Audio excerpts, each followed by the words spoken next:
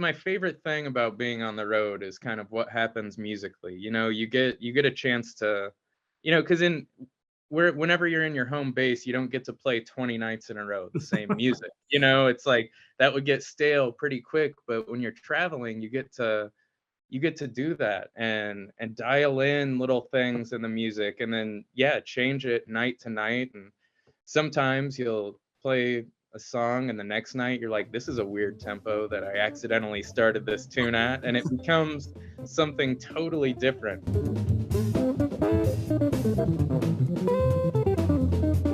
Hey everybody, it's Mike Jeffers, Chicago Jazz Magazine, ChicagoJazz.com, and welcome to another episode of Around Town.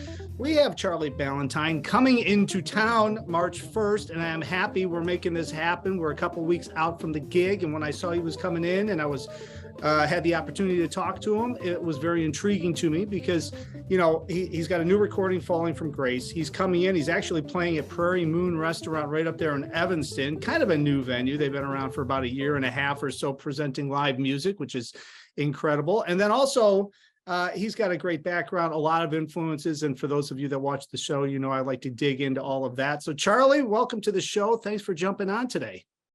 Thanks for having me, Mike. It's great to be here, man. Yeah, man, absolutely. So you're based out of Indianapolis, but I know you've been all over the country playing. You've played with a lot of different people. I know from New York to LA to all over the place. But the one thing that intrigues me, first, let's talk about the Prairie Moon Restaurant gig, but also I want to get into some of your influence as well. But the Prairie Moon Restaurant gig, you're coming up March 1st. And of course, Prairie Moon is located right there, 1635 Chicago Avenue in Evanston, prairiemoonrestaurant.com. I'll get all the plugs out there. He starts at 9 p.m. to 11 p.m. And let's talk a little bit about the gig. And you're touring on this Falling Grace recording that you just came out with. Let's talk, who's on the gig with you and how did you make the connection to come up to Evanston and play in Chicago? Yeah, so the road band, I'm bringing a trio up, some great players, Richard Sleepy Floyd on drums, Jesse Whitman on bass, indie staples, just amazing players. And we're touring this record, and I got hooked up with Chris at Fulton Street Collective, and I think we originally booked it there, and he suggested we move over to Prairie Moon, kind of his new spot that he's booking. So I'm excited. I haven't been to Chicago, and I haven't played Chicago in a few years. And, there's so many great venues and just great tradition. Whistler, Andy's, Green Mill, Cafe Mustache. And I've just loved every opportunity I've gotten to spend and play music in such an amazing city. But yeah, we're touring this record that came out last fall. Just still kind of playing through this music, and we'll be playing a lot of older stuff as well. The thing with coming up to Chicago, since you're in Indianapolis, and I'm sure you probably didn't play here since before the pandemic, I would imagine, or somewhere around that, because there wasn't too much stuff happening, in the past couple of years up until last year. But, getting that circuit going, because Indianapolis, I mean, you're from Indianapolis, at least that's where you're living now. I don't know if that's where you're from, but there's such a great jazz scene in Indianapolis. And to be able to get that little vibe happening between Indianapolis and Chicago and maybe even St. Louis. And then I saw you're going up to Madison. I mean, the Midwest is really full of some great music, some great players, and some great clubs. So, I mean, when you're putting all of this stuff together, I looked at your tour schedule, and we should mention this because I know a lot of people are watching us online, which is where you watch us here. So there's people in all these different states.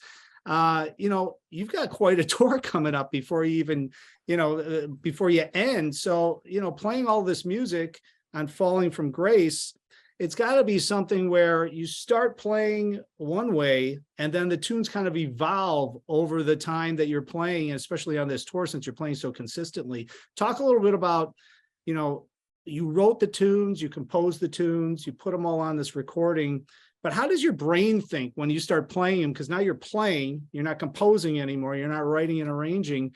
Do things kind of organically change? Do you make changes within the music as you start going? And, somebody might hear you in Chicago and then maybe catch you at Zinc Bar in New York, which is about 3 weeks later. And all of a sudden they're like, whoa, man, that is really something. So everything expands, right? Yeah, it's it's my favorite thing about being on the road is kind of what happens musically. You get a chance to, because whenever you're in your home base, you don't get to play 20 nights in a row the same music. It's like that would get stale pretty quick. But when you're traveling, you get to do that and dial in little things in the music, and then yeah, change it night to night. And sometimes you'll play a song and the next night you're like, this is a weird tempo that I accidentally started this tune at, and it becomes something totally different. But you also, it's just like spending time with two people, for a whole month. You get a deep emotional connection, a deep musical connection, and just special things happen. There's nothing like being on the road and playing kind of the same program and getting to manipulate it and getting to change it, and then feeding off of the energy of each audience. That's a huge thing too, that affects the music. It's like maybe a ballad will be a lot quieter, more dynamic one night in a listening room.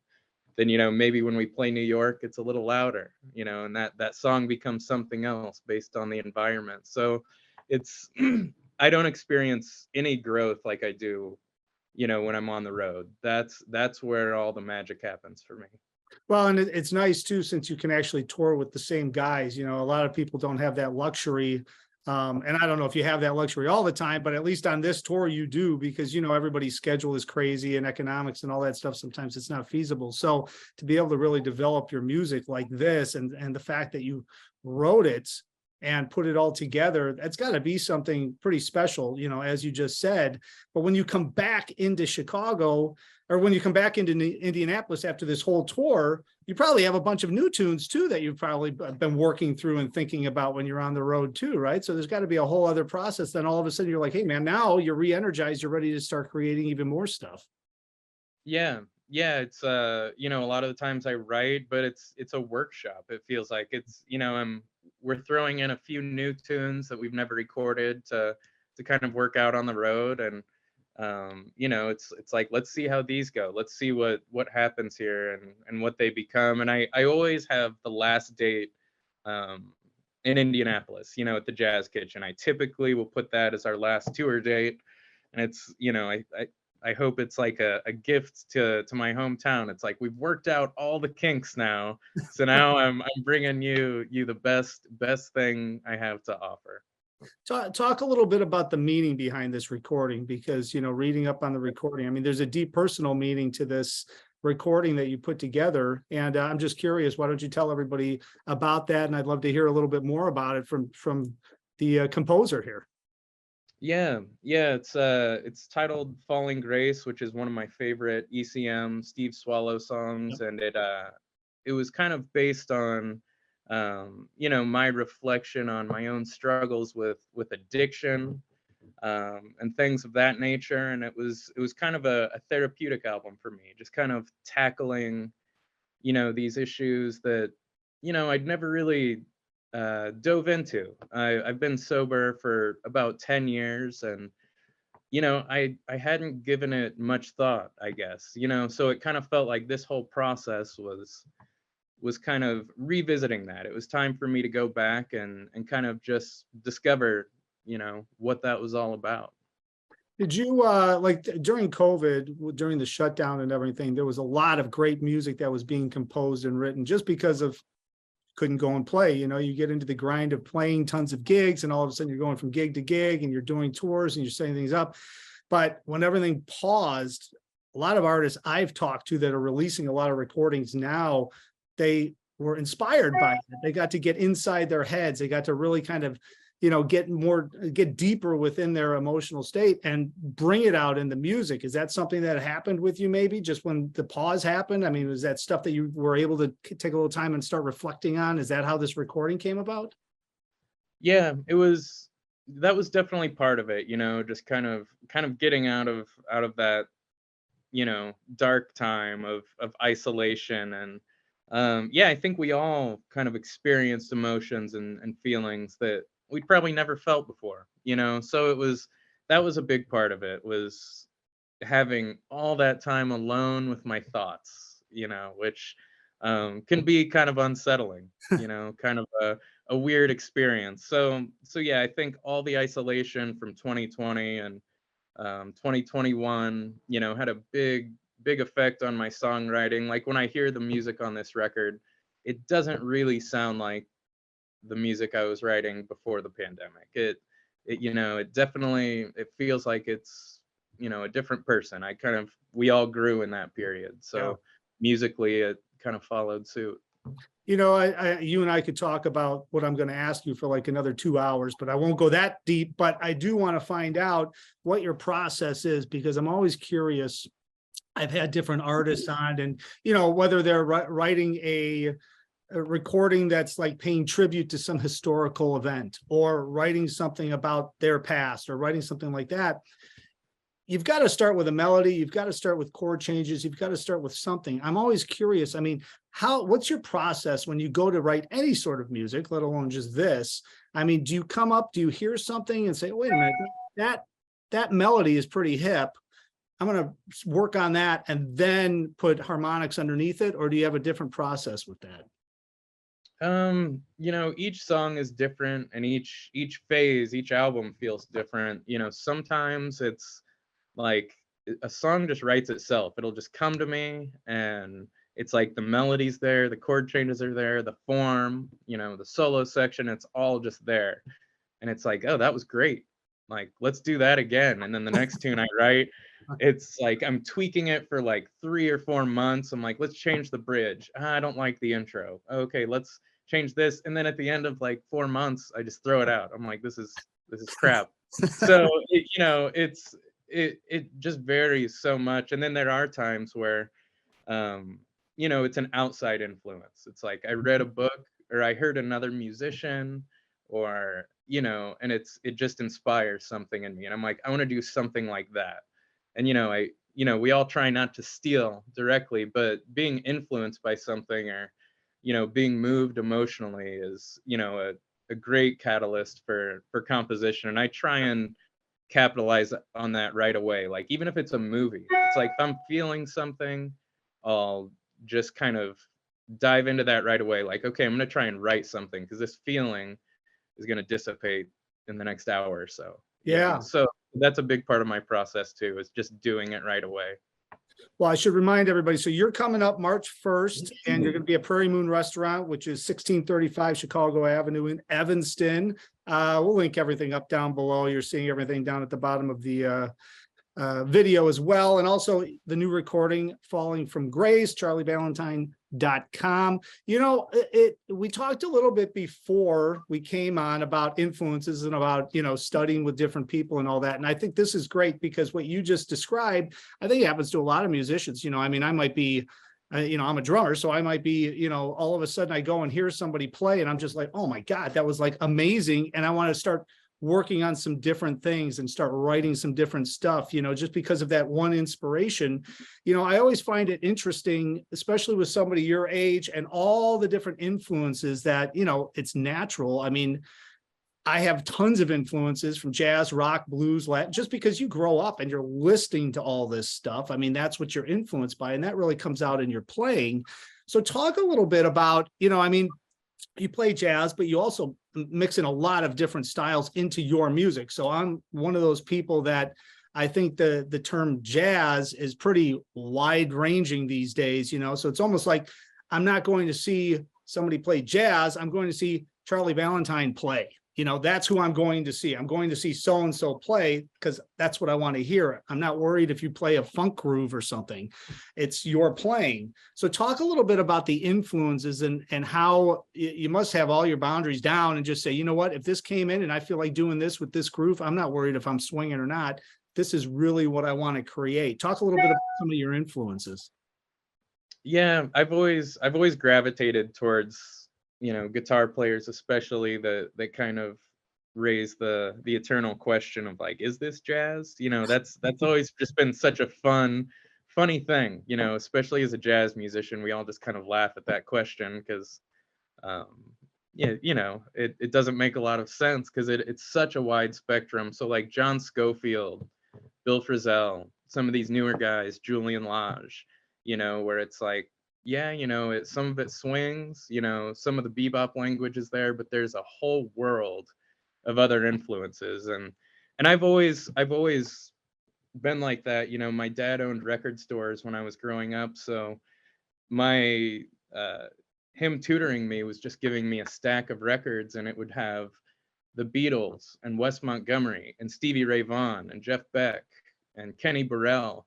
And I never separated those in my head in genre. I was a teenager, I was 14 years old, so it didn't dawn on me like, okay, here's the jazz, here's the pop. It was just all music, and it was all kind of going into the same idea. So I think that had a looking back, that had a pretty profound effect on me, because I didn't learn anything about where this music came from. It was all just great music that was kind of working together in my head.